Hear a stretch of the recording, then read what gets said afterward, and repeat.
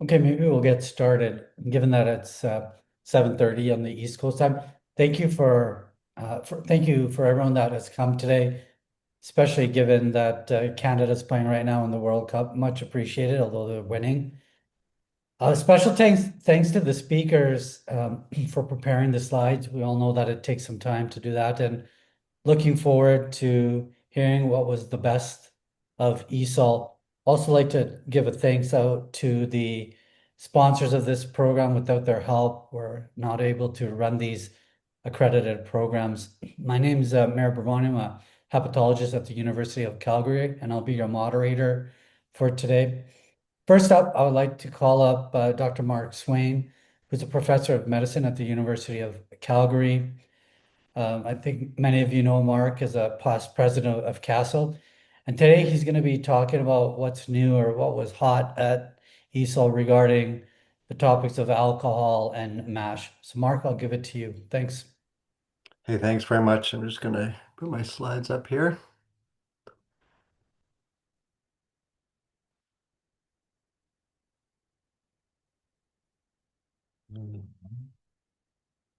Okay.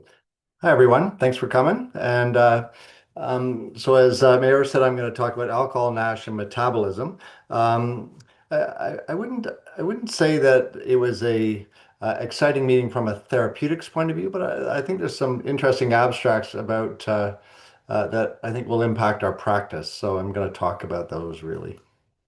Um, the first abstract was from a very large cohort called the liver screen cohort across Europe. I'll tell you a little bit about what the liver screen cohort is. And they looked at the prevalence of MASLD, MED-ALD, and alcohol-related liver disease and liver fibrosis in patients with type 2 diabetes. No, so the liver screen cohorts is quite interesting. It's quite forward thinking, actually, of the EU. They funded a population-based study uh, designed to establish non-invasive, cost-effective screening programs for detecting early liver fibrosis. And we all know that it's very hard to make things truly population-based. And they have more than 30,000 individuals that were randomly, they say randomly, but let's say relatively randomly selected from the general population across 9 European countries, but mainly Spain, Denmark, and the Netherlands. And they used FibroScan and they measured liver stiffness and they did a CAP score for liver steatosis. And they wanted to assess the prevalence of MASLD, MED-ALD, and alcohol-related liver disease and fibrosis in groups of patients that had type 2 diabetes in this cohort. And so, as I said, there was over 30,000 subjects. They were all over the 40 years of age in those 9 European countries. They defined steatosis as a CAP score above 275. And then they defined MASLD, MED-ALD, and alcohol-related liver disease by alcohol intake from history and then cardiometabolic risk factors. And in the end, just under 30,000 people were analyzed, and about almost a third of them had steatotic liver disease, and about 1 in 10 had type 2 diabetes. And as I mentioned, they defined steatosis as a CAP score above 275, but that this is how they graded the alcohol groups. So MASLD was women that drank less than 4 drinks a week and men less than 21 drinks a week with greater than or equal to one cardiometabolic risk factor. Met-Ald was alcohol 14 to 35 drinks a week for a woman and 21 to 42 for a man and greater than one and equal to one cardiometabolic risk factor. And then alcohol-related liver disease was greater than or equal to 35 drinks for a woman and greater than or equal to 42 for a man. And it was felt to be predominantly alcohol. And they defined two categories of fibrosis: significant fibrosis being greater than or equal to 8 kilopascals for liver stiffness, and then greater than 12 or greater than or equal to 12 was advanced liver fibrosis. And not surprisingly, the type 2 diabetes cohort really had quite a heavy burden of other cardiometabolic risks, including obesity, hypertension, dyslipidemia, and being a man. It was interesting, though, that the harmful alcohol use was the same in the type 2 diabetics and non-2 type 2 diabetics, almost 6%, which I think differs from some other studies where it suggested that it's higher in non-type 2 diabetics. Um, The ALT was 1.5 times upper limit of normal. The greater than 1.5 times upper limit of normal was more common in type 2 diabetics than in non-type 2 diabetics. And within the MASL group that had type 2 diabetes, obesity was more prevalent, so about two-thirds compared to one-third when they compared to those without type 2 diabetes. But MASL did not differ by age, sex, how long they had type 2 diabetes, hypertension, or dyslipidemia. And what they found that was MASLD, which I don't think this is that is surprising, is two times higher in the type 2 diabetics than the non-type 2 diabetics. So about 53% of the type 2 diabetics, and some reports say it's as high as 70% in other studies, which are not necessarily population-based, of course, compared to 25% in the people that did not have type 2 diabetes. Um, but when they looked at advanced fibrosis, so this is people that are greater than or equal to 12 kilopascals for liver stiffness, it was 5 times higher in the type 2 diabetics than in the non-type diabetics. This is shown by the circle here. So 7.1% versus 1.4%. Quite a striking difference. And I think this is goes behind what a lot of people are why saying that type 2 diabetics are the group that we really need to be focusing on. So in this large European general population cohort, MASLD was twice as common in people with type 2 diabetes than in those without. And as I mentioned, advanced fibrosis, so greater than or equal to 12 kilopascal, was 5 times more prevalent than type 2 diabetics. And that pattern held whether they were MASLD, MET-ALD, or ALD. And so I think what this stresses, it agrees with many studies that I suffer from significant referral bias because they're not really population bias based. Is that when you go into a population-based study and have very large cohort, when you have type 2 diabetics, there's a high burden of both steatotic liver disease and fibrosis, and it's really unrecognized because these are people randomly picked out of the population. I think it really reinforces the need at a population level that we have to have systematic approaches and an implementation strategy to look at early detection of these in type 2 diabetics. And the main limitations of this study is cross-sectional prevalence, and so it's not really not longitudinal. It's not there's no causal factors other than what I showed you. It's FibroScan based, not liver biopsy based. We all know the limitations of that. And although it's a general population screening cohort, there probably is some inherent bias on who comes to get those tests as part of those testing programs and who participates, of course. And then the liver stiffness measurement thresholds of 8 and 12 to define significant advance. People could argue about that, but I think they're reasonable. Certainly the 12 that most of us would accept. The next one I want to talk about is implementing international criteria for fibrosis assessment in people at risk of MASL. This came out of England. It's quite an interesting study. They just basically looked at the international guidelines of the multi-step testing pathway like FIB4, then FibroScan type liver stiffness measurements, and then they looked at the Health Survey of England data, which is designed to be representative of the general population living in private households in England, and they wanted to just look at what would be the service impact of actually implementing these guidelines broadly, so they just would be implemented widely.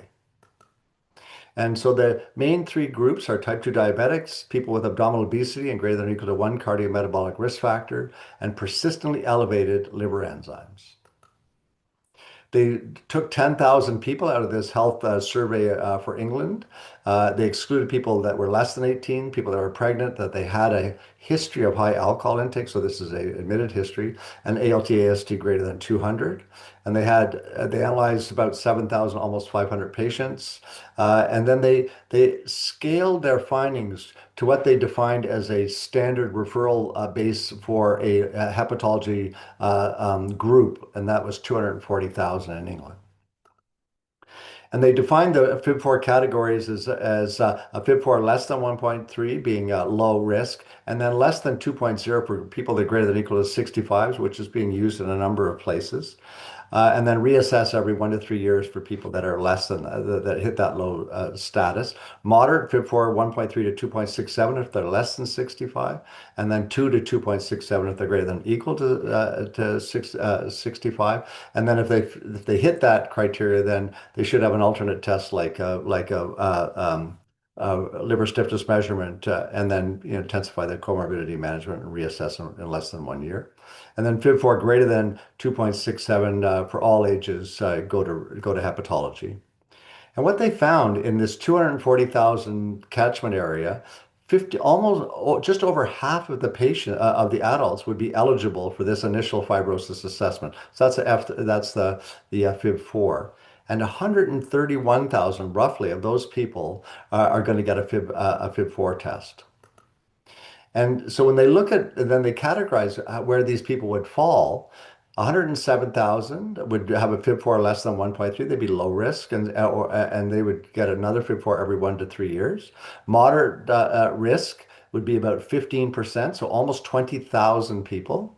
And they would they have to go get a fiber scan and then potentially be reassessed or referred to hepatology. And then about just over 3,500 are going to be, or 3% are going to be high risk and referred directly to hepatology. So a significant referral burden. And so what they found, basically, what it means is that a very large eligible population for initial testing is out there if you're going to screen everyone. And so in a catchment area of 240,000 adults, 131,000 are going to be qualified for a FIB4 test. Of the sizable, when you look at this, the second line demand, so these are people that are not low risk, that's almost 20,000 with a moderate FIB4 would need to get a fiber scan or a shear wave, I guess, if that's available, and some other alternate assessment if it's alpha or whatever, and then a structured follow-up, which may or may not include hepatology, but it might somewhere down the line. And then over 3,500 patients are going to need direct hepatology referral. And so you can look at this two ways. One way is that is this a tsunami coming, and that it's going. We have to deal with this real burden of disease and the results of these tests. But I think if you look at certainly the NAFLD pathway that was launched in Calgary, was launched in 2016, then hard launch in 2018. And we've had a fair number of people go through this pathway, which is now a FIB4 driven pathway across Alberta, but it really takes time for uptake. So this is not something that one day appears in an EMR in primary care, and then they start to order these tests like crazy. It builds up. And so I think our capacity build up it just has to parallel that really. I'm just I'm getting near the end of my time, I think here, but I just wanted to finish up with this last slide because I think it's very interesting. But it's about looking at GLP-1 receptor agonists and alcohol-related liver disease. So I think we've all heard it, actually in the popular news, that GLP-1 receptor agonists seem to have this capacity to curb alcohol craving by working on the central reward system. And obviously they have impact on the metabolic syndrome and MASLD. And so the concept of this was to assess GLP-1 receptor agonist exposure on alcohol relapse and alcohol related complications from alcohol associated liver disease. And so they did a retrospective cohort of almost 10,000 people from the TriNext network in the United States. Is a healthcare network, and they have pretty good healthcare records. And they defined individuals that had alcohol-related liver disease based on billing codes and mainly billing codes. And they looked at those that were exposed to GLP-1 receptor agonists and those that were not.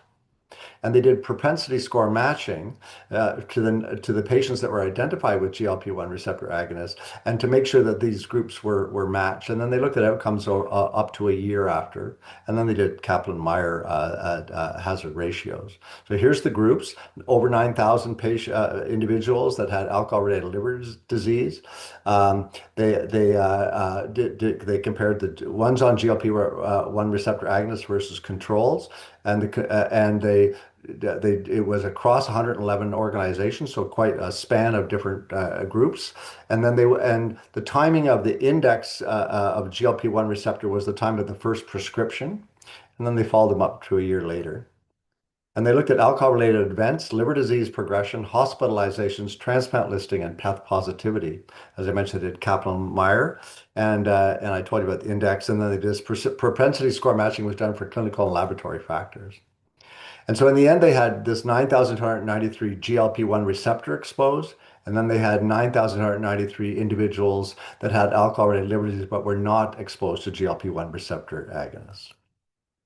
And these are the hazard ratios. And what you can see is for every alcohol related outcome, the hazard ratios indicate quite a significant benefit up to like, here, like 63% and, 50% and reduction in alcohol or improvement in alcohol remission, alcohol withdrawal, alcohol intoxication, alcohol-associated hepatitis, cirrhosis progression, all-cause hospitalization, and liver decompensation.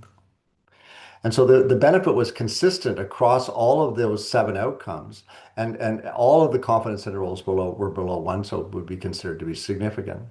And the largest reductions were in alcohol intoxication, alcohol withdrawal, and all-cause hospitalizations. Interesting, there was no significant difference in liver transplant listing or PEth positivity. So obviously the PEth positivity reflects alcohol consumption over the last 2 to 4 weeks, which is quite interesting. So I think in this real world cohort, it suggests that in people with alcohol-related liver disease, if they are given a GLP-1 receptor agonist for some other reason, that it's actually associated with fewer alcohol-related events, slower progression of their disease, and fewer hospitalizations. And they suggest, I agree, I think it warrants prospective studies. Um, and it signals that we can maybe use these drugs to treat alcohol-related liver disease, but I think what we'll be seeing more of this sort of effect is in people that have metabolic risk and also have alcohol. So the met-al populations, or the people even with alcohol-related liver disease that also have cardiovascular risk. And obviously, there's an observational design. There's other confounders, but I think it's quite exciting and goes along with some of the growing information that's coming out about how these drugs can be quite beneficial. Am I done, Mayor, or do I have time for another? Or done? Yeah, that was perfect. Thanks, Yeah. Mark, Okay. for the All right. presentations. Yeah. Forgot to mention, we'll save about 5 minutes after each speaker's presentation for questions. We'll also have a question period at the end of the session. So I'll open up this talk to panel members and part members that have joined tonight. So Mark, a little warm-up question. I guess, we've instituted the NAFLA pathway in Calgary, but to other people, how would you go about, what would be your tips, recommendations about getting FIB4 testing kind of incorporated in a family physician's daily workflow and getting some buy-in, at least maybe not one physician, but a group of physicians, and then expanding it. I think there's participants from all across Canada, and so to prevent this influx of fatty liver that we see. Yeah. Oh, I mean, obviously having some mechanism for filtering out patients, I think is absolutely critical. And you can certainly make an argument at any level for that. The problem, of course, is we're very fortunate in Alberta that historically we had Alberta Health Services, and then in Calgary we had a 95% of the family doctors belong to the primary care network. And so when you talk to primary care, you were actually talking to a group of primary care physicians who could make a decision as a group. The problem is they don't have shared EMRs, and I think that's a huge issue in Canada. If you look in England, they can implement something because a lot of the healthcare is driven by primary care there, like driven from where the money goes. And so if they decide to do something, they can just incorporate it into the EMRs, and if it's accepted by primary care, and move forward. Whereas here, without a provincial kind of FIB4 mechanism, which we now have in Alberta, but it took quite a while to get it. It's very hard, right? Unless you can get everyone to get it into the EMR, their own EMR. But working at a provincial level and getting awareness, I think will get people. I don't, I think it's very hard to ask primary care to calculate a FIB4, and that was always the big problem and why we actually did Shareway first in Alberta, because family doctor just said we won't be doing that. We don't have time to sit down and calculate a FIB4. So either a mechanism to calculate it in the EMR, and then having an AST available so they can be ordered, or at least so if it is ordered and they have all the components and it can be calculated within the MR and flagged. There's a number of approaches you can do that way, or you can do it provincially and have it available as a test that comes with an interpretation like GFR comes for nephrology. And so those are the kind of things that we can push, and I think we can push them because it's cost effective. I mean, if you look at, say, the NAFL pathway or the FIB4 pathway in Alberta, when you start to implement FIB4, 70% of the people are going to be below a cutoff of 1.3. And so you have 70% of people that aren't flooding into your practice that probably don't need to see a hepatologist. And so then you can work on other mechanisms to try to deal with the 30% that are left. And you can do different cutoffs like they do with FIT. But you can start to then develop data and make data-driven decisions on how best to make sure that the right people come to the right physicians, or not at all, right? Stay in primary care. Thanks. We'll keep it moving, and so if others have questions, please enter it to the chat. Next, I wanted to introduce Dr. Amine Benmassaoud, who's an assistant professor of medicine at McGill University. Many of you know him as a leader in EUS guided portal pressure measurements. And today he's going to be talking about portal hypertension, cirrhosis, transplant, and we've given him many things to talk about, but he's going to highlight some key abstracts for us. So thanks, Amine. Thanks for the intro, Mayur. So in the next few minutes, I'll provide the best of EASL 2026 on cirrhosis, public health, and also liver transplantation. Here are my conflicts of interest. And I do want to mention that a lot of these slides are actually inspired by the best of EASL 2026 slide deck, and as well as my personal best. So this is a rapid overview of the 4 abstracts that I'll be going through. And then at the end, I'll end up with some rapid fire abstracts to close it off. So quickly, so the first one, and I thought this was really interesting because as we all know, so cirrhosis is really derived from histology. And more right now, we're moving towards non-invasive tests to be able to diagnose patients with advanced compensated liver disease. And so the group here, what they wanted to do was to see whether or not we could actually adopt a modern definition of chronic liver disease severity using various disease stages, as, for example, they do for chronic kidney disease. And so this was a modified Delphi process that was led by international experts as part of the Baveno cooperation. They conducted a very thorough literature review to develop key statements that were then distributed to 456 panelists that were identified by the Baveno cooperation. I'm sure some of you also might have contributed to this. And then they've developed these statements that were then ranked on a 4-point Likert scale to look for agreement and consensus, which was defined as a supermajority of agree or somewhat disagree, or somewhat agree, sorry.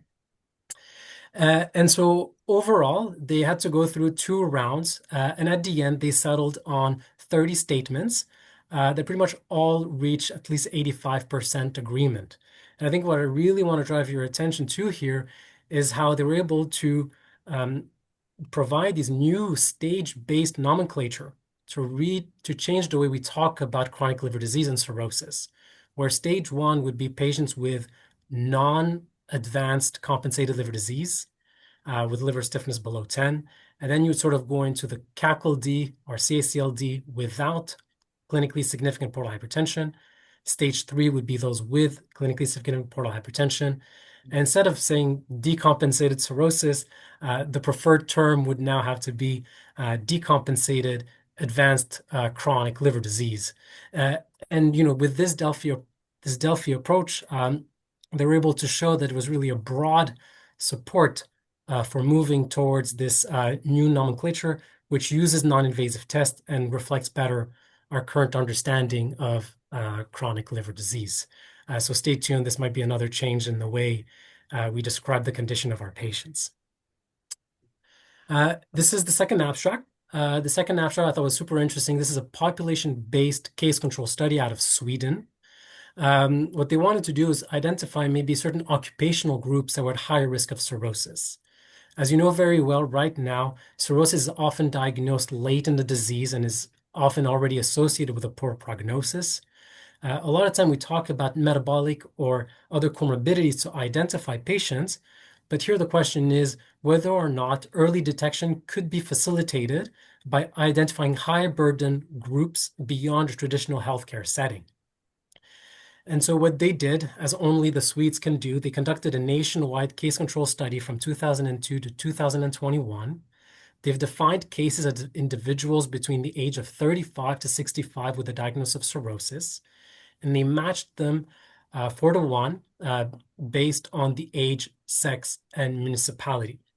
And then they looked at their occupation using specific data that they had based on what they were doing the year before the diagnosis of cirrhosis.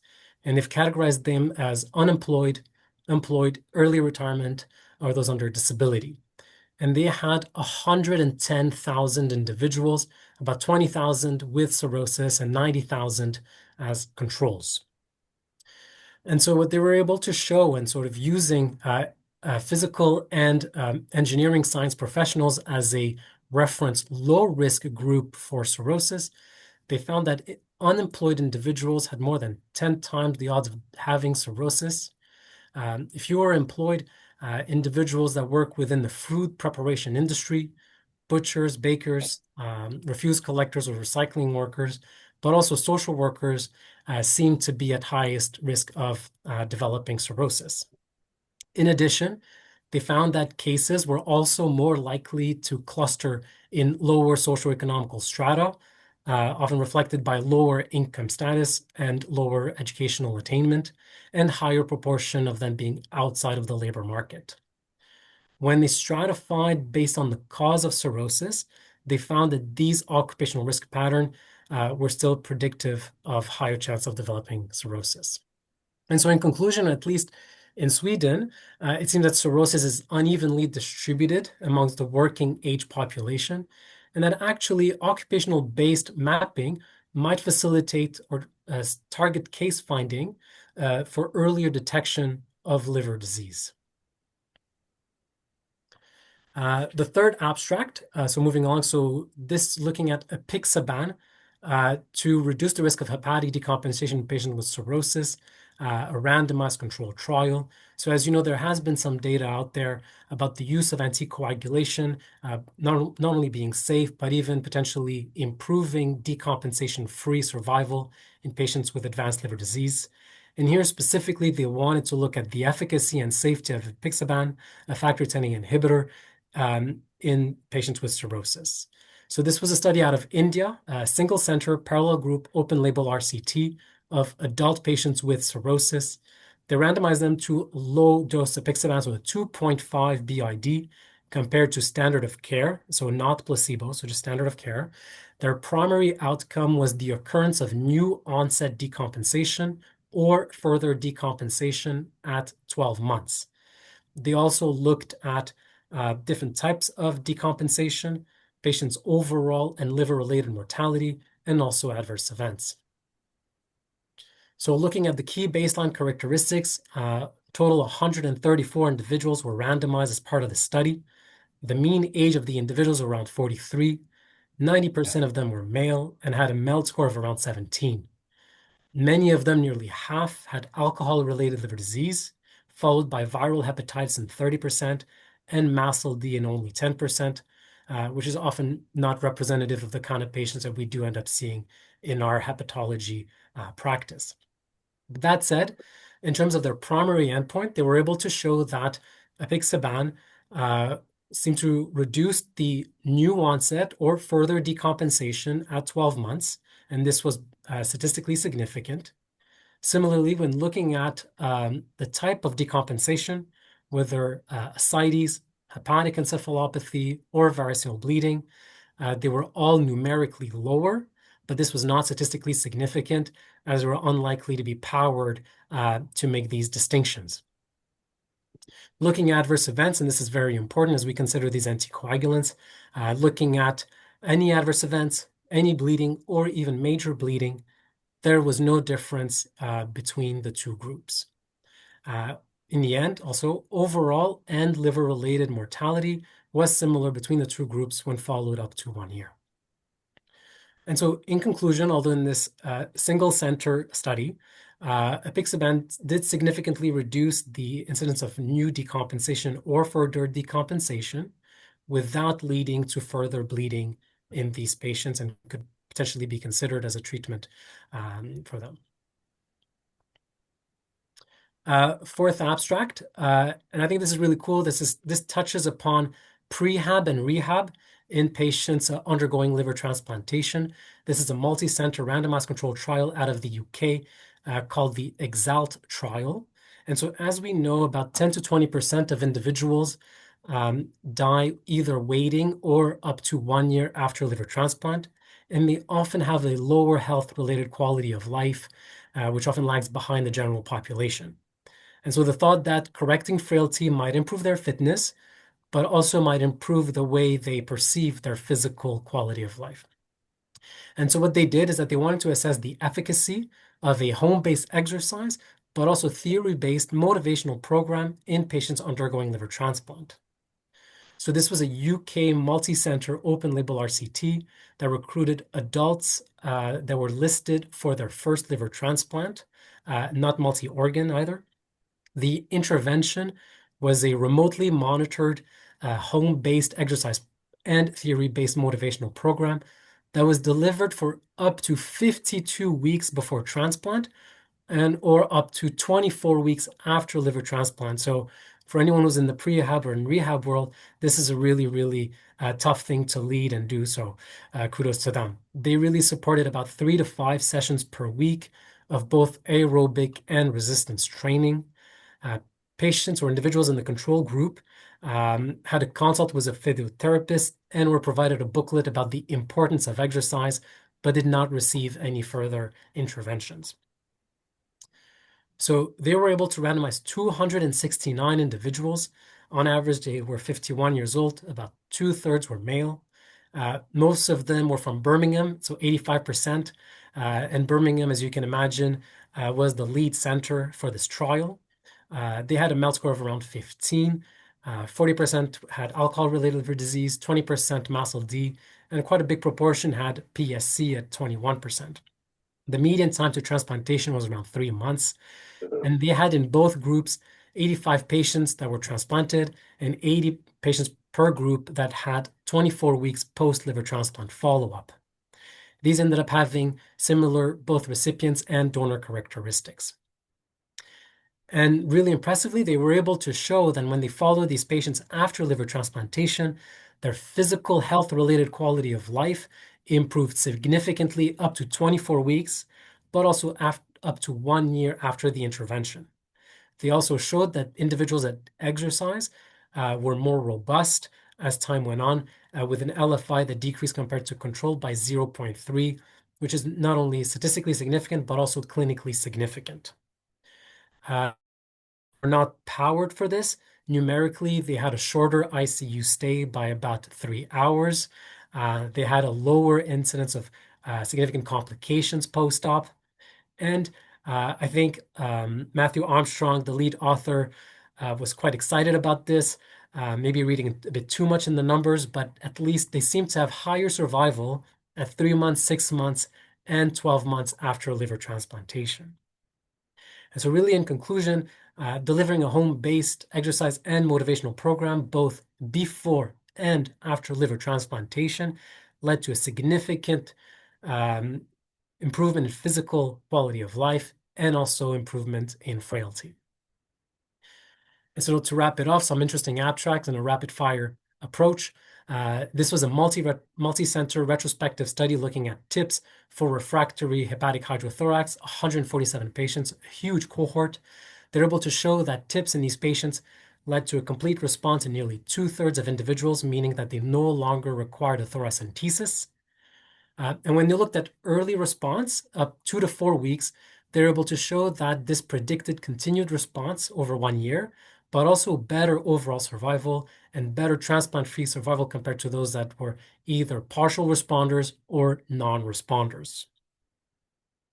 Second, this is a prospective EuroTips cohort, 650 patients, looking at the effect of CKD in patients undergoing TIPS for ascites.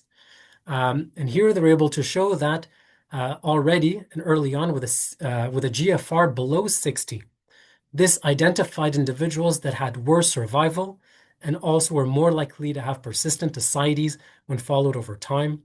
This was actually even worse in patients that had MASH as a cause of their liver disease, again, sort of raising maybe some red flags, and when we look at patient selection.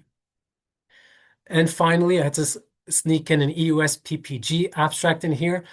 This was looking at EUS-PPG predicting hepatic decompensation, a multi-center study out of Spain and Italy, 173 patients, showing that this approach is highly technically successful, as we already know. But they were able to identify a cutoff that's able to predict decompensation, and the magic number is close to the HVPG that we know. So EUS-PPG of 13 millimeters of mercury was best to identify those that would decompensate. So thank you for your attention. I just wanted to show also it's fun to be there with some of our residents from McGill, Ikram, Amine, and Farah, all with coffees in hand as we were attending the conference. So thank you. Thank you all for your attention. Amazing, Amine. Thanks. So I'll open this up for discussion. If anyone has questions. I have a question. In the apixaban study, was there so there was mainly alcohol, MASH, and I forget the third one, but was there any evidence that it seems to be working in one type of cirrhosis more than another out of those groups, or was it pretty homogeneous across those three groups? Yeah, so it's a really great question. Like you saw, about 50% of them had alcohol-related liver disease, followed by virus, and 30% in MASH, and only 10%. It's quite low. One of the big question really was whether or not, some of them could have developed or could have become abstinent during time, where etiological cure might have driven some of these numbers. Unfortunately, they were not able to provide that answer. I think this is definitely hypothesis generating and would need further validation in a multi-center, more representative population. Yeah, Yeah. I mean, it's interesting because years ago there was this study looking at portal vein thrombosis and using anticoagulation, and it improves survival, right? And that was, but there was a huge gap. That was like probably 15 years ago, or at least 10 years ago. Yeah, no, absolutely. The study by Arcavilla was really phenomenal. I think more recently, at a couple of years, there was something about rivaroxaban out of Spain as well. So I think this is an early one with apixaban, which is known to cause less bleeding as a complication compared to the other DOACs. Yeah, definitely more to come. They use the buzzwords, but the confidence intervals were wide in those studies of that abstract as well, so maybe not powered adequately. Thanks. Again, as mentioned before, if you have further questions for either Amine or Mark, please enter them into the chat box. I'd like to introduce Dr. Aldo Montano-Loza, who's a professor of medicine at the University of Alberta. Many of you know that his research interests lie in PBC and autoimmune hepatitis. And so I'll give the mic back to you, Aldo. Thank you, Mayur, and thank you all for being here. So in the next minutes, I'm going to talk about what is new for immune-mediated liver diseases. And definitely, I think there was like a lot of new things this year in EASL. I want to acknowledge Professor Ana Leo and Michael Trauner, who facilitate some slides for this presentation. And let's start with autoimmune hepatitis. So there were a few abstracts, so I'm going to show some of them. But I also want to highlight just that there was one abstract specifically looking male patients who have autoimmune hepatitis from the CANAL registry, so the Canadian Autoimmune Liver Disease Network. And it showed that male patients who have autoimmune hepatitis, they tend to be younger, they have a more aggressive disease with higher ALT, more cirrhosis, a lower possibility of achieving complete biochemical response, a higher risk of cirrhosis development and decompensation. I also going to show just briefly that there is a study from India that showed that 54% of patients with autoimmune hepatitis-related compensation achieved treatment, achieved recompensation in a median of 29 months. Therefore, it's important to treat them. So, but let's go to the most specific ones. This is also another study from the CASL study group that demonstrate that the latest liver stiffness measurement is the best predictor of liver-related outcome in autoimmune hepatitis, and that was presented by one of our ex-fellows, Dr. Eugene Wang. So as we know, autoimmune hepatitis is a disease that we normally follow biochemical response, specifically normalization of aminotransferase levels, because this is the main important factor for prognosis. But we also know that there are some studies showing that patients who have an LSM or liver stiffness measurement more than 8.5 have a higher risk of worse clinical outcomes. However, there is a gap because we still don't know what happens if we do serial liver stiffness measurements in patients with autoimmune hepatitis. And also, we don't know the correlation between dynamic LSMs and the clinical outcomes in these patients. So for this study, basically, Eugene tried to determine the association between dynamic LSM changes and the clinical outcomes in autoimmune hepatitis. The primary outcome was first hepatic decompensation, and the secondary outcome was liver transplant, HCC, and all-cause mortality. So I'm just showing that in the CASL registry, we have over 2,000 patients with autoimmune hepatitis. However, from these, we select 530 patients because they have at least 2 adequate liver stiffness measurements. And of them, 73 had chronic advanced compensated liver disease, so 14%, and 457 didn't have this elevation in the liver stiffness measurement. So over the median follow-up, we can see that 8% develop hepatic decompensation, 1% develop hepatocellular carcinoma, 6% die, and 3% receive a liver transplant. And liver stiffness measurement, specifically higher than 15, really discriminate those patients with autoimmune hepatitis who have a higher risk of decompensation during follow-up. Now, what is important is that specifically changes in the FibroScan over time in patients who have a FibroScan less than 15 basically don't have a significant impact in clinical outcomes. However, if the FibroScan is more than 15, a decrease of more than 20% in subsequent FibroScan is associated with an improvement in liver-related outcomes. And at the same time, any increase in the liver stiffness measurement in a patient who has a FibroScan of 15 is going to have an impact that is negative in the risk of developing clinical liver events.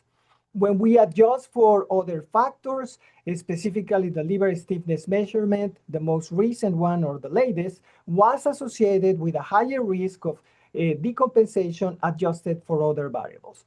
So this study basically showed that the latest liver stiffness measurement was independently associated with clinical outcomes, and something to consider when we stratify the risk of these patients and to consider for clinical outcomes and potential clinical trials.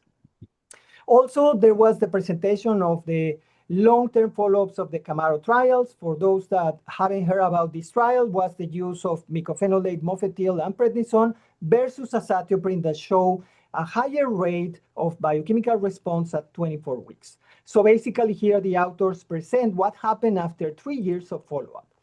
And what they find is that basically the probability of normalization of ALT at 3 years was higher in patients with MMF, but it was only a trend. It didn't reach a statistical significance. Having said that, the median time for biochemical remission was significantly shorter when we use MMF compared to patients who use azathioprine, and the rate of discontinuation was higher for azathioprine compared to MMF. So this study, even that it was with a small number of patients, basically showed that MMF was associated with faster biochemical response and a higher chances of achieving normalization of ALT after 3 years compared with azathioprine. At the same time, this didn't reach any significance, but it seems like there was a trend towards lower risk of cirrhosis development, decompensation, and mortality, and specifically 5-year liver-related death. But again, this didn't reach a statistical significance. What about primary biliary cholangitis? There was a lot of information, and actually it was difficult to select what studies to present. There was one study from Sweden that actually showed that 22% of people with PBC has MACE, or major adverse cardiovascular events. And the incidence was significantly higher than people without PBC. So we need to pay attention in these complications in PBC. Also, there was another study or several studies showing real-world evidence confirming the efficacy and safety for elafibranor and seladelpar. And there was one study from Amsterdam that actually showed that the use of bezafibrate, you need to treat 10 or 15 patients to prevent one death or liver transplant. And also hepatic recompensation in patients with PBC is definitely not frequent. If we follow the strict definition by Babino, it's only 6%. If we only use MELT score less than 10, it's approximately 23%. So let's talk about this in more detail. Specifically, this is one study from Spain that evaluate what happened in those patients that they need to stop obeticholic acid because was removed from the European market, and they need to switch to either elafibranor or seladelpar. So 529 patients were included, and you can see that the reason of or the status of the patients before the switching to new medications, some of them were on monotherapy, 20% obeticholic acid, 39% bezafibrate, 13%, triple therapy, 26%. So I'm just going to show the most important results is that basically these are the POISE response according to prior therapy. And this is the Paris-2 response according to prior therapy. So most patients have improvements in median ALP after they were switched. Having said that, approximately 10% and 6% of patients that were treated with obeticholic acid and ursodeoxycholic acid lost Paris-2 and POISE response. And in a similar way, 23% and 50% who were treated on triple therapy, so obeticholic acid, ursodeoxycholic acid, and bezafibrate, lose Paris-2 and POISE response. So this was a short follow-up, but in this first real-world experience, elafibranor and seladelpar demonstrate clinical improvements in alkaline phosphatase and early biochemical response. But we need more data about this. This was a really interesting study that was presented by Gideon Hirschfield showing the use of pemafibrate. This is a selective PPR modulator in patients with PBC, 12 weeks, placebo, 2 different doses. And this was only for 12 weeks. As we can see, normalization of alkaline phosphatase was achieved in 44 and 60% of the groups compared to placebo. And the biochemical response was 88% and 70%. So in this study that is only a phase 2 trial, the use of pemafibrate, a highly selective PPR modulator, was associated with significant improvements in alkaline phosphatase and even normalization.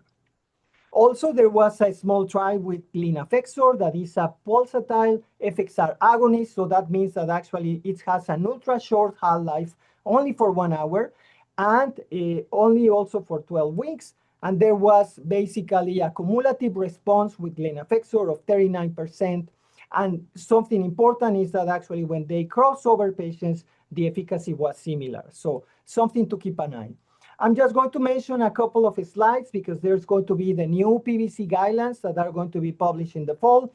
So I'm just going to mention that now the guidelines are going to include the evaluation of LSM or liver stiffness measurement performed every year or every 2 to 3 years, depending if the patient has advanced disease, an appropriate response, or if the patient is more stable. I'm also going to mention that now it seems like we can evaluate the start second-line treatment as early as 6 months and no later than 12 months. And the complete biochemical response is going to be either normalization of alkaline phosphatase or normal bilirubin, but we still consider adequate response in alkaline phosphatase less than 1.5 or less than 1.67. What about recommendations for inadequate treatment? Is going to be basically the use of PPAR agonists like elafibranor, seladelpar, conditionally approved, but also is recommended bezafibrate off-label. And in places where obeticholic acid is still licensed, that can be considered in the absence of pruritus or cirrhosis and portal hypertension. If the patient do not respond, then we can switch them from one PPR to another one, and we can use triple therapy if it's available in our place. I'm running out of time, so I'm just going to skip to the most important studies for PSC.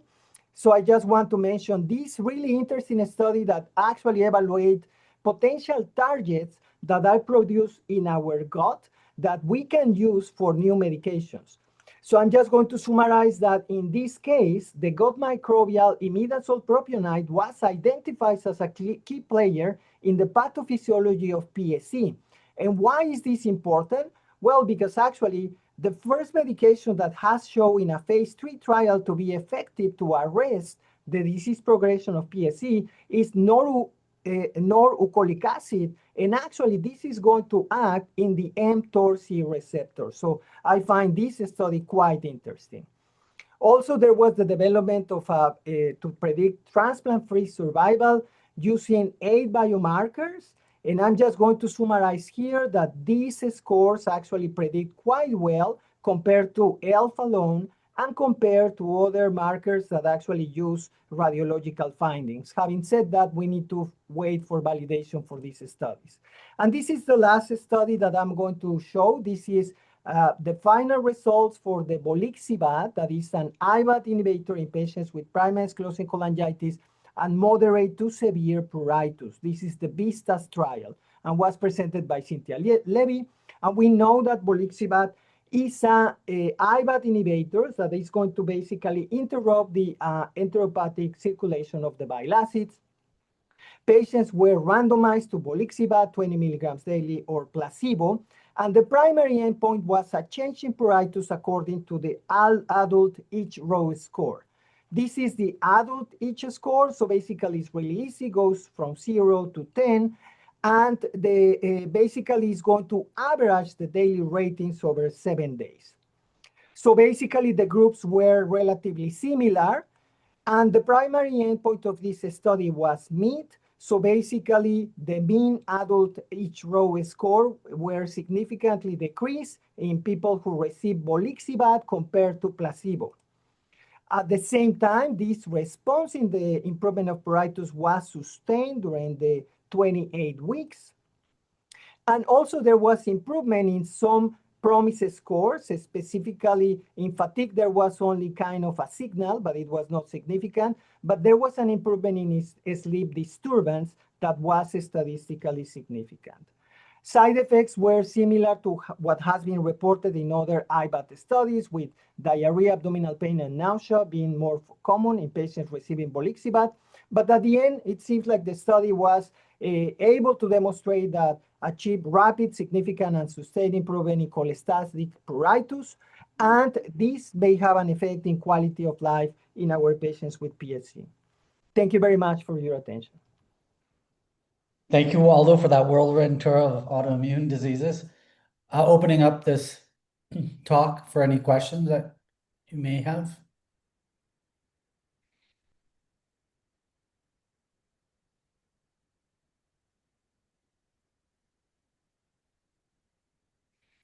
So Aldo, are you recommending that we do annual fiber scans? I thought the first abstract you presented and then the guidelines were a little bit maybe different.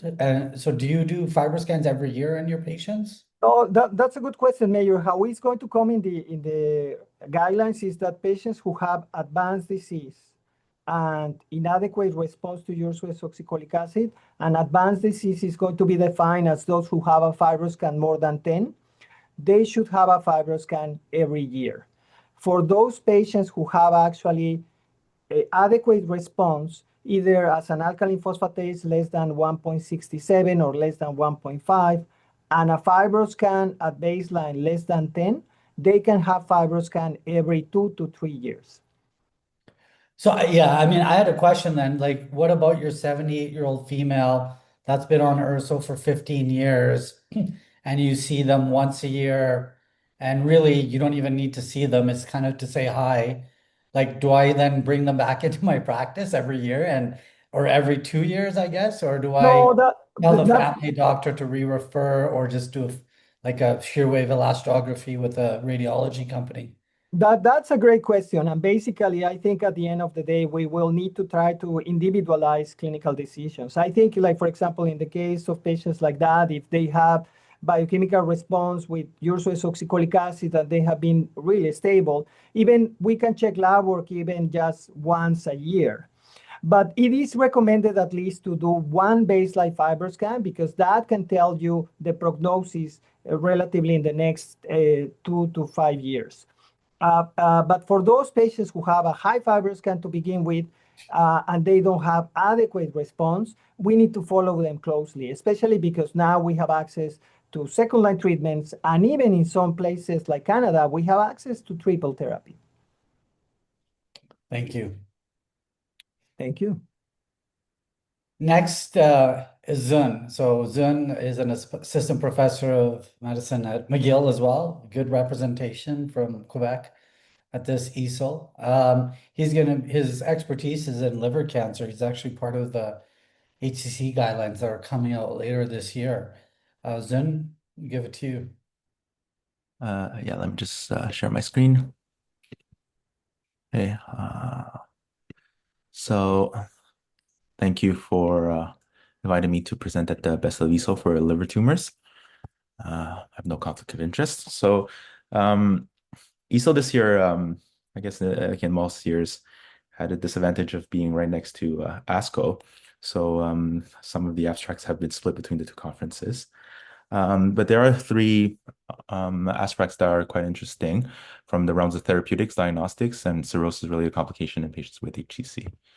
So first is the STEREO trial, stereotactic body radiation therapy versus RFA for small, less than 3 centimeter HCCs, a randomized non-inferiority trial from Korea. Early stage HCC is defined as a single lesion or 2 or 3 lesions, 3 centimeters or less. And treatment recommendation for these type of lesions includes surgical resection, ablation, or liver transplantation. However, not all patients are eligible for surgical procedures, and RFA may be challenging in certain tumors in regards to perivascular and diaphragmatic locations. Stereotactic body radiation therapy, SBRT, has emerged as a promising alternative treatment modality in these cases. High-dose radiation to the liver raises concern about hepatotoxicity, and conventional fractionated radiotherapy on the order of 2 grays per fraction is suboptimal and takes a very long time. So SBRT is able to focus high doses of radiation over a smaller number of fractions. SBRT, until the latest recommendations, are not included in guidelines for early stage HCC due to limited prospective data.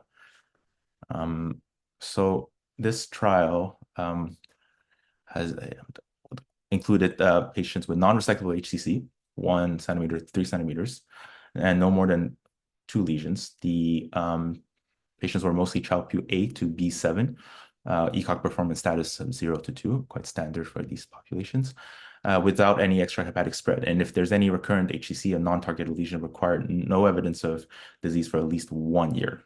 The participants were assigned 1-to-1 ratio to SBRT or RFA. And if the assigned treatment was deemed technically infeasible, there was a crossover that was allowed. The primary outcome is a relatively soft one for oncology. It was a 2-year local progression-free survival rate in the per protocol population. They also look at secondary outcomes of 2 years local progression-free survival rates and the modified intention to treat population, local control, progression-free survival, and overall survival. They define non-inferiority with a margin of 15%. So this is their consort diagram. Just important to note that 18 patients crossed over from SBRT and 2 crossed over to the RFA, leading to a per protocol analysis of 68 and 102 respectively. If you look, it's a heavy table, but essentially most patients, as are in the cases for studies come from Asia, were hepatitis B with a single lesion. Most people and most patients were treatment experienced. What they showed that the primary endpoint was reached for 2-year local progression-free survival rate and for non-inferiority, with no difference in 2 years progression-free survival and really, really high overall survival of 94% in both groups, probably explained by the fact that they had very few cirrhosis in their cohort. And this was consistent in both the per protocol and modified intention to treat analysis. And here we have prospective data to conclude that SBRT was non-inferior to RFA in these early stage BCLC 0 and A HCCs, and represent an effective alternative to local therapy, to radiofrequency therapy, and there was no really treatment-related adverse events from that were quite significant. The second study in the realm of diagnostics is the AMRIUS trial, again from Korea, abbreviated iadocetic acid-enhanced MRI versus ultrasonography for HCC surveillance in high-risk patients with cirrhosis. As you know, both EASL and AASLD recommend ultrasound-guided screening for HCC. But in meta-analysis data, the ultrasound screening has low sensitivity for early and very early HCC, BCLC 0 or A, only 47% and 27%. So what is the abbreviated MRI? It's MRI focused on key MRI sequences. Overall, there are several, I'm not a expert in these type of abbreviated MRI, but from what I understand, there's several different varieties of abbreviated MRIs, and the AMRI with the HBB phase, which is the Primavist, which they have here, is the most sensitive. So it consists of hepatobiliary phase imaging, diffusion-weighted imaging, and the T2-weighted imaging, and it focuses on key sequences to make the imaging time less than 10 minutes and provides the highest contrast of background liver to lesion. And in the study, the key conclusion criteria were high-risk patients with estimated annual risk of more than 5%. The way they calculated the high-risk group is based on a 2003 paper in hepatology from a model that I don't think is commonly used. It's definitely not the PageB or something that has been widespread in clinical practice, but they define it using that cohort of more than 5%. And patients were randomized in this prospective open label RCT 1-to-1, each group undergoing 2 sequences of every 6-month screening, 2 rounds, one being the abbreviated MRI and the other being the ultrasound, and then another 6-month follow-up. So, and any positive surveillance exam led to a complete MRI for a reference standard to confirm what they were looking at. HCC, unsurprisingly, is confirmed via LIRADS, LR5, or pathology. And the primary endpoint was to detect any early stage HCC, BCLC 0 or A. So this is the calculation that they used for the index. In the 20 in both groups, 26 HCCs was diagnosed in round 1 and 6 in round 26 and 6 in round 1, and then 6 and 6 in round 2 for abbreviated MRI and ultrasound. Most again, being a study from Asia, hepatitis B is the most dominant diagnosis, mostly male, Child-Pugh A with a normal BMI in both populations, in both groups. Overall, 44 HCC were detected in the abbreviated MRI and 12 in the ultrasound group, with stage 0 and 8 being the most common. And per patient detection rate was 7.7% versus 2.9% in favor of abbreviated MRI, and even more pronounced in the very early stage BCLC 0, so less than 2 centimeters. False referral rate was also lower, with the abbreviated MRI being 2.1% versus 4.4%. Note that this was only in the Child-Pugh A subgroup, and there was no clinical significant difference, but there was no statistically significant difference in Child-Pugh B subgroup. And essentially, look, most of it significant early stage distribution of early stage detection.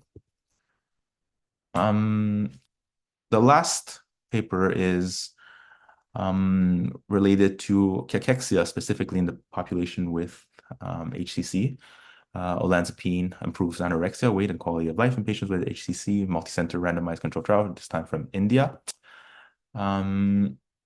It investigated the effect of olanzapine in mostly cachexia, which is a wasting syndrome associated with functional impairment and a weight loss of more than 5% of body weight from baseline. Patients were randomized 1-to-1 to olanzapine 5 milligrams daily and nutritional counseling or nutritional counseling alone. They included patients with BCLC B and C and had cachexia. The primary endpoint is a weight gain of more than 5% from baseline at 12 weeks.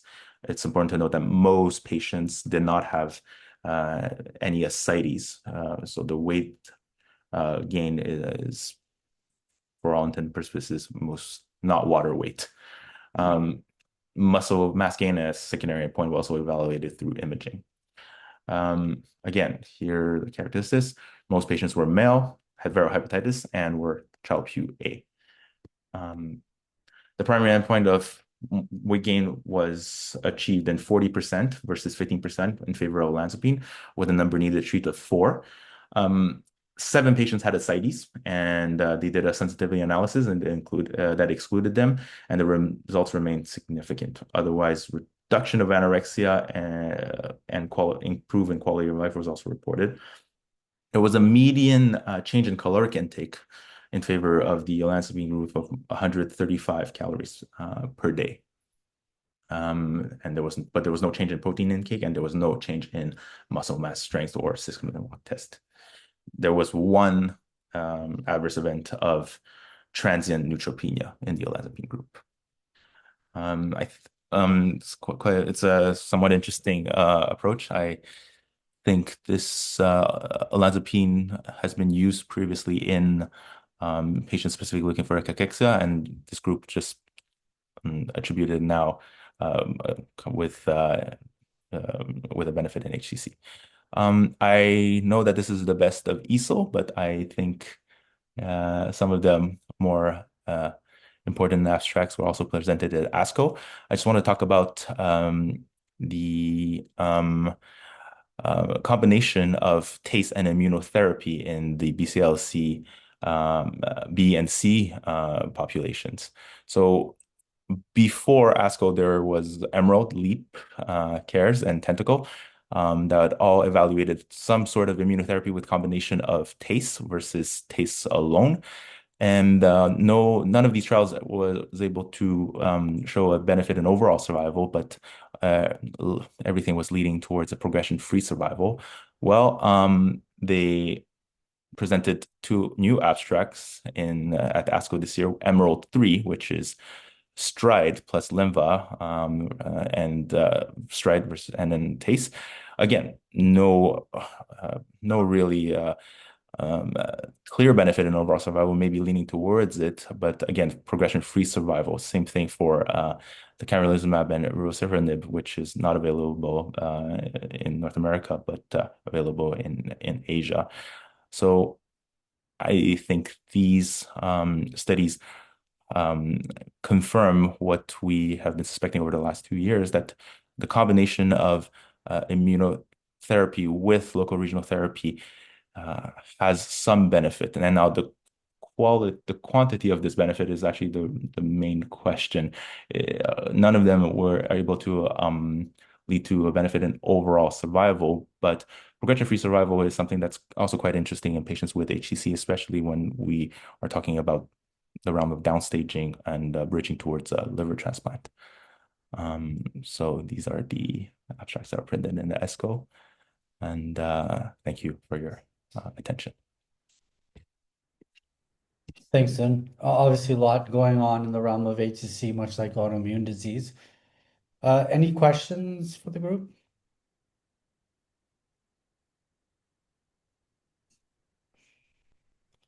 Susan, do you think really like we should be using IO with TACE rather than IO with Y90? At our center, we rarely use TACE anymore. It's solely Y90. So could you one make the argument that these are a little bit outdated and that we should move on? And then the second question is about the abbreviated MRI and if really that's the solution, or do we move to more risk-based screening first to free up the ultrasound department and, you know, reserve regular MRIs rather than abbreviated MRIs for those difficult, recognizing that most of the patients that require screening are hepatitis B, and now we can use the page B scoring system. So Yeah, great question. TACE versus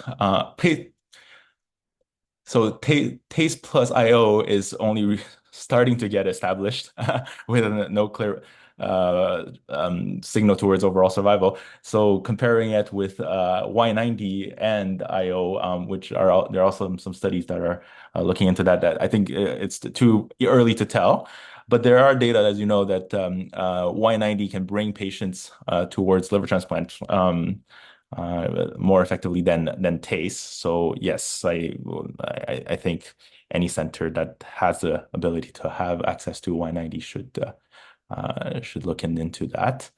I think at the MUHC, cost has always been at the forefront of this, but we do have access to it. And the other question is we look at TACE plus IO versus TACE. What about TACE plus IO versus IO and alone? That would also be an important question. So should we just use immunotherapy to bring patients towards liver transplant? And the second question, abbreviated MRI, yes. Any center here has access to abbreviated MRI. I think the first time I came across this was like a paper in hepatology back in 2020, Journal of Hepatology back in 2024, that didn't specifically look at these high risk population, but overall, I think we have a hard time enough getting MRIs to begin with. I think your second point is valid. We probably should be looking at risk stratification instead of systematically sending everybody for an ultrasound every 6 months. In terms of cost effectiveness, which will be another research question, right? we tried to get abbreviated MRI at our center. Fortunately, the radiology department just couldn't get enough funding and support beyond it. So we're again stuck to ultrasounds and then, you know, CT MRI or contrast afterwards. Yeah. Thanks. Thank you. Well, last but not least is Dr. Julie Zhu, associate professor from Dalhousie University, kindly has agreed to speak to us about viral hepatitis. And I think there were very good abstracts and presentations this year, so I'm excited for you to share that with everyone today. Thank you, Mayur. You can see my slide okay here? Okay, thank you.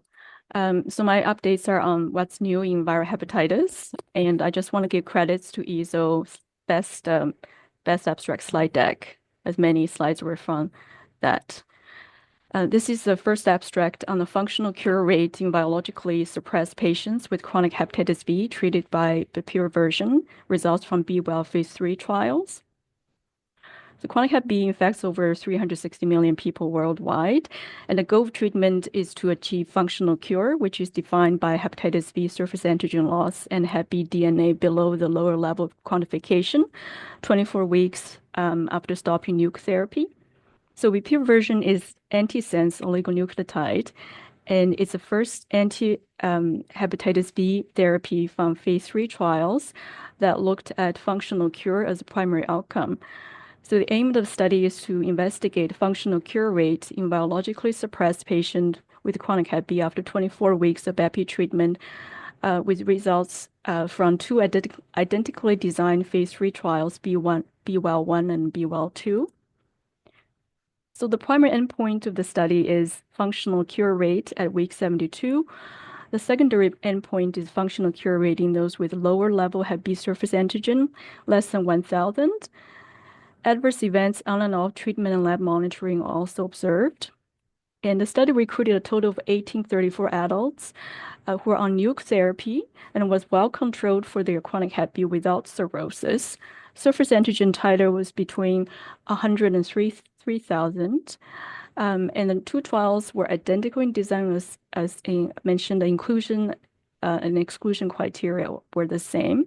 And patients were randomized in 2-to-1 ratio to receiving BEPI 300 milligram weekly injection versus placebo for 24 weeks. The key results are here.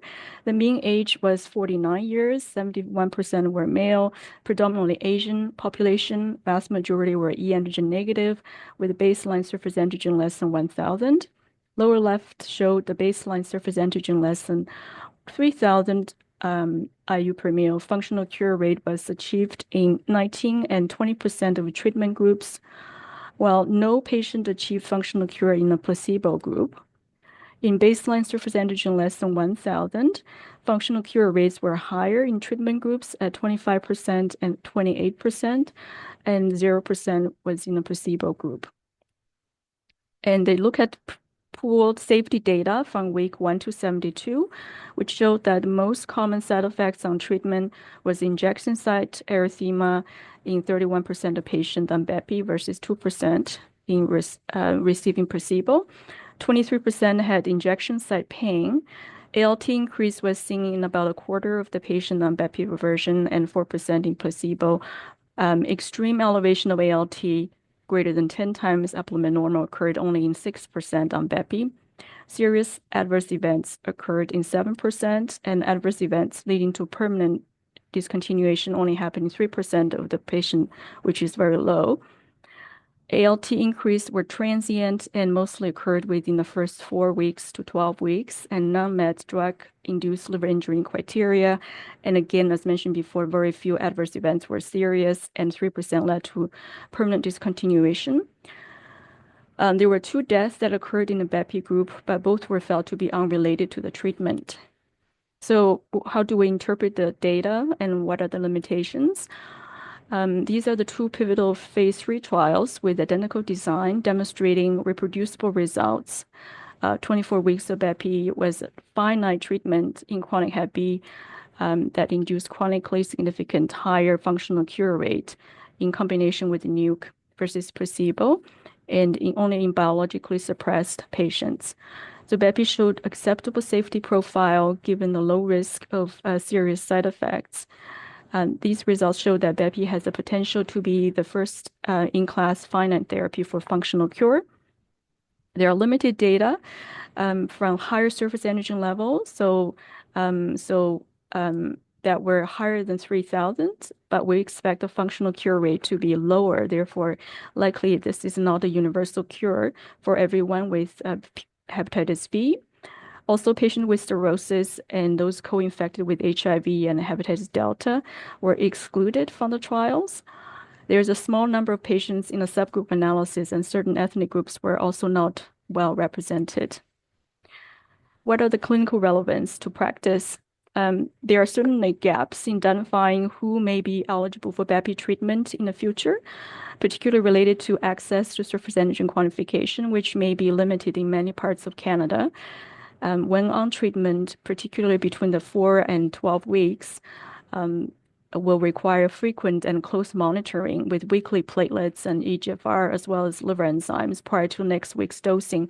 So for a busy community practice hepatology clinic, there may be some challenges with the rolling out of this medication. And so a multidisciplinary care model may be likely needed, and a new Hep B care pathway is likely also needed when this medication is approved by Health Canada. The rollout may also be impacted by affordability and accessibility, especially in under-resourced areas. The second abstract is related to how to monitor patients for HCC once Hep B surface antigen becomes negative and risk stratification. The current guideline provides no specific HCC surveillance recommendations for patients with Hep B surface antigen loss, even though the annual incidence of HCC is lower than patients with chronic Hep B. The current guideline recommends HCC surveillance be conducted in patients with cirrhosis and men older than 40 and women older than 50, and page B score greater or equal to 10, which is based on sex, age, and platelet level. The current guideline provides no specific HCC surveillance recommendation for patients with Hep B surface antigen loss, even though annual incidence is much lower.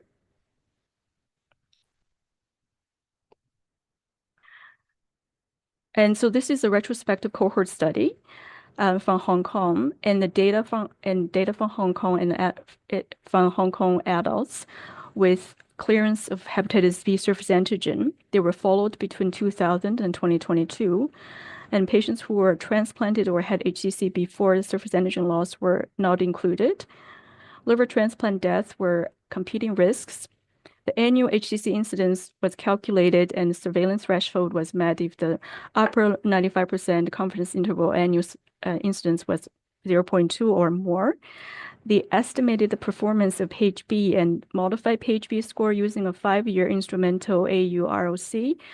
Of note, the study defined cirrhosis by diagnostic codes and by FIB4 greater than 3.25, AST to ALT to platelet ratio greater than 2. The baseline characteristics were shown here. 13,000 patients were included. The mean age was 60, majority male, and 15% had cirrhosis. At baseline, 30% had diabetes, 2% developed HCC with median follow-up of 5.6 years. In cirrhosis, annual HCC incidence was 0.59% and 0.13% in those without. In 11,000 patients without cirrhosis, the performance of page and modified page scores in predicting 5-year incidence of HCC was around 0.7 and 0.78. The threshold of achieving 0.2% or higher annual incidence of HCC were much higher in page B scores and page B and modified page B at 18 and 13, respectively. And then they looked at the age of surface antigen loss. In men without cirrhosis, older than age 50 subgroup had an annual incidence of HCC greater than 0.2%. In women, that was aged 60 and older. In the absence of cirrhosis, annual HCC incidence was 0.24%, in those with diabetes, which is much higher than those without diabetes. So what do the results mean? Those patients with cirrhosis, despite hepatitis B surface antigen loss, still need HCC surveillance, so that's not changed. When cirrhosis is absent, the risks are highest in men older than 50 and women older than 60, and those with diabetes. Page B and modified page B scores can be used to risk stratify and determine who require ongoing surveillance, although higher cutoffs should be used. The study has a few limitations. Being a retrospective cohort study design can have many confounding factors that impact the results. The study used surrogate markers for cirrhosis classification, including non-invasive biomarkers, which can lead to misclassification.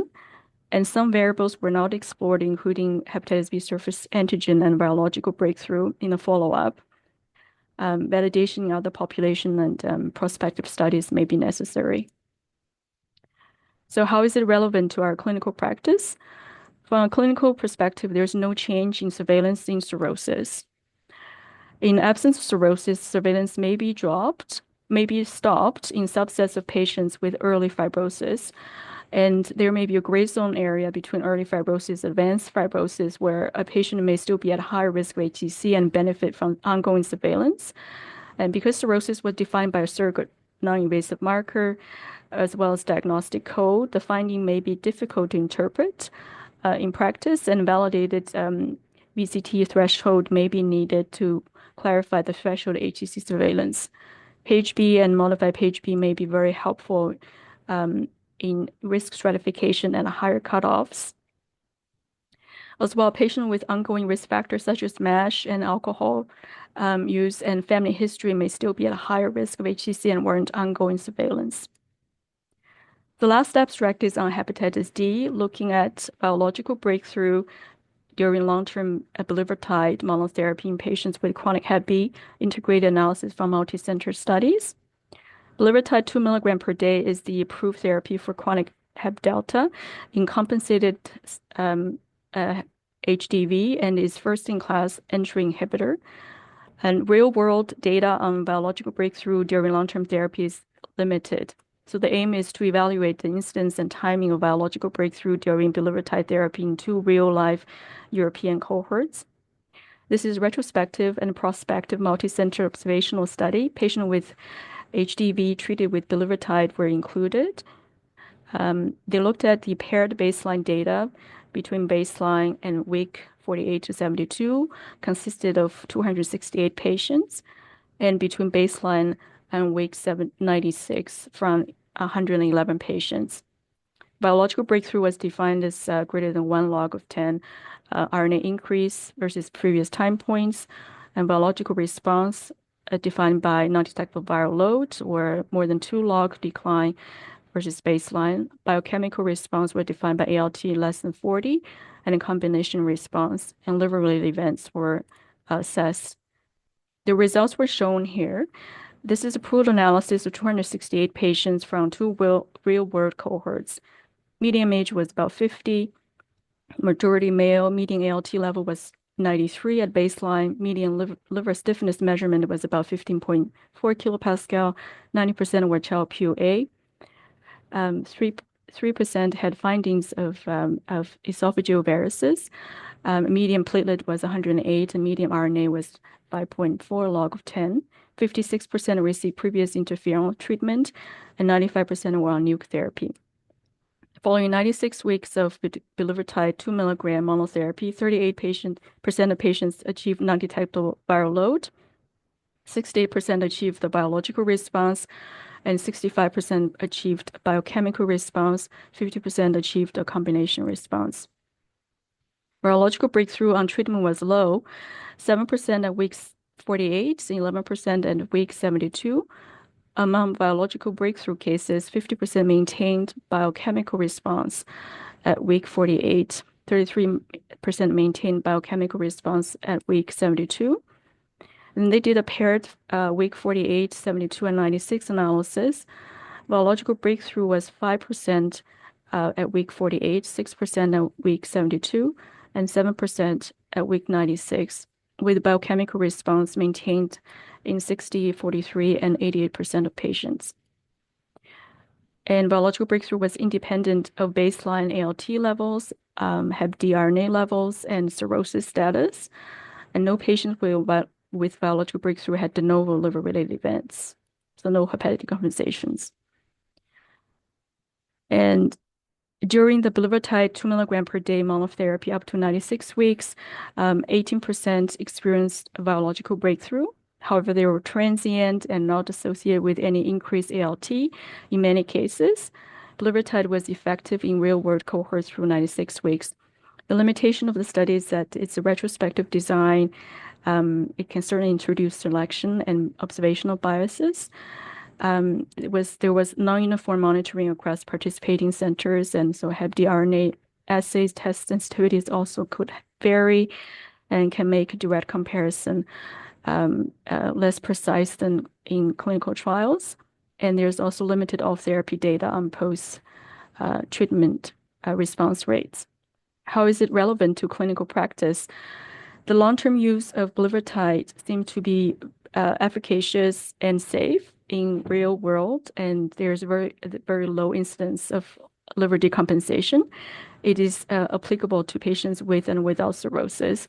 There's ongoing need for continued therapy, and biological relapse may be common if therapy was discontinued, given the 18% biological breakthrough on therapy. So indefinite suppression may be necessary in practice. And when treating patients with bulevirtide, normal ALT may not always indicate biological suppression, and close monitoring with Hep D, RNA, and hepatitis B surface antigen are still needed. And thank you very much for inviting me to this presentation. Thank you, Julie. Outstanding. Any questions for Julie? Maybe we'll bring back all the speakers. Once again, thank you to all the speakers for the wonderful presentations.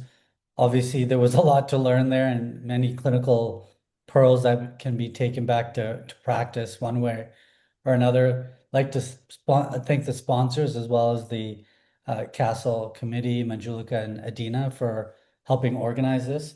But again, we'll have a few minutes still here. Any questions that you might have, Amine?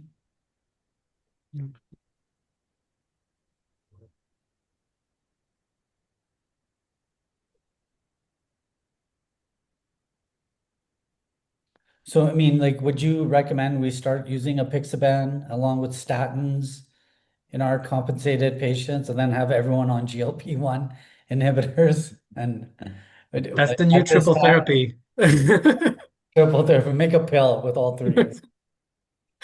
I don't think we're there yet, Mayur.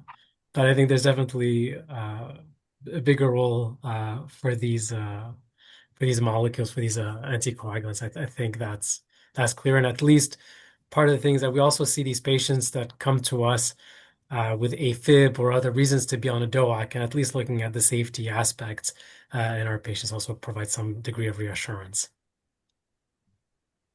And Mark, I mean, back to you, like, should we be prescribing GLP-1s now for alcohol patients as well? Like, where does it stop? Where does it end? And, we talked about kind of partnering with endocrinologists, but now do we partner with addictions and do that, right? Like, Well, I mean, I think in many ways we're already some partner with addictions, and or should be.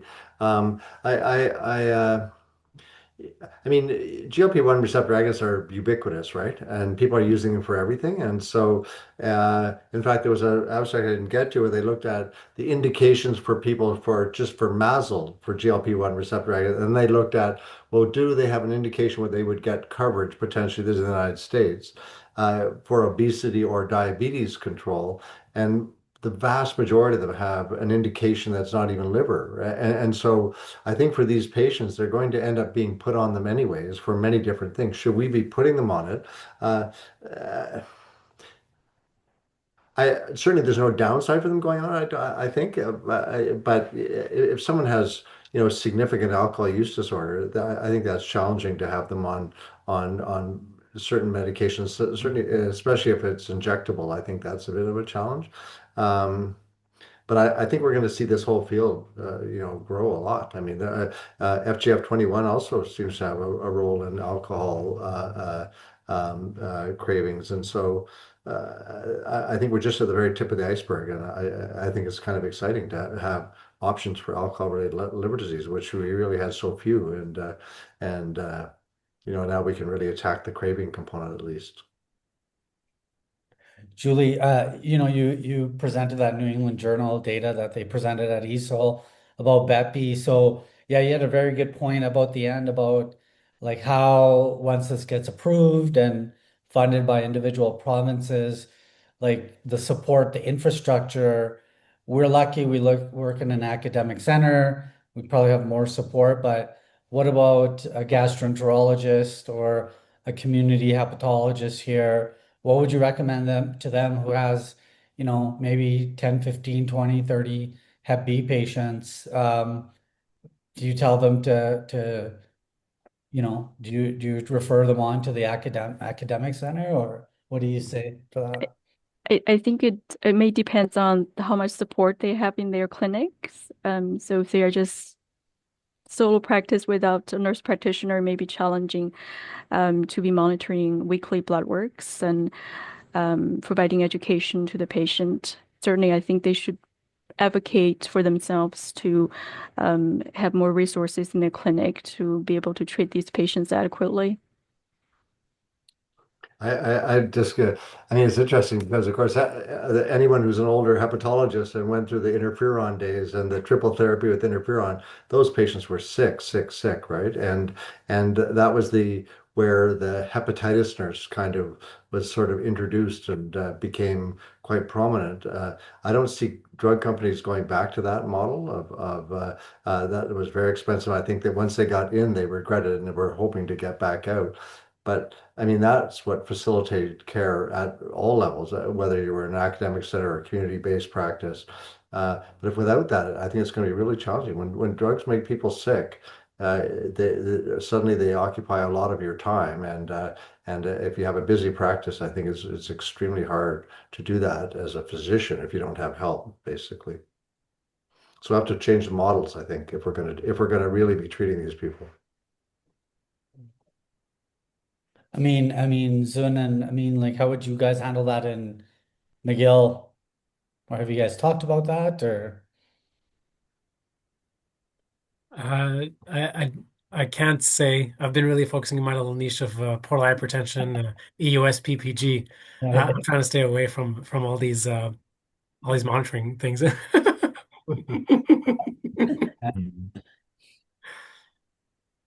Okay, everyone. I think once again, thank you for coming. I know everyone's nights can be very busy, especially as it gets later in the East Coast there.